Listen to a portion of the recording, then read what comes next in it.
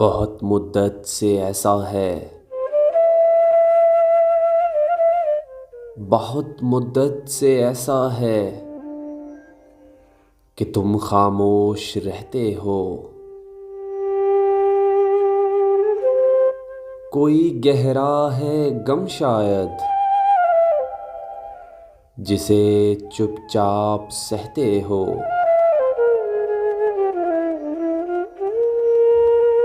यूं ही चलते हुए तन्हा, कोई गमगीन सा नगमा तुम अक्सर गुनगुनाते हो।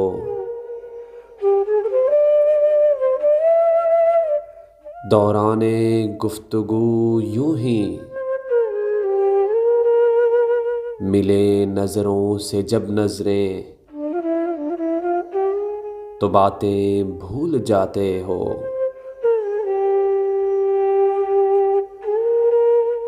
किसी गुमसुम सी हालत में या फिर बारिश के मौसम में,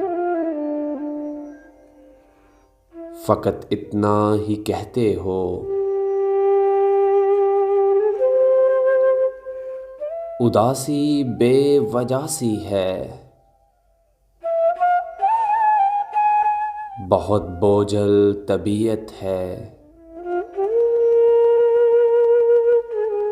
भला सच क्यों नहीं कहते, भला सच क्यों नहीं कहते, किसी को याद करते हो।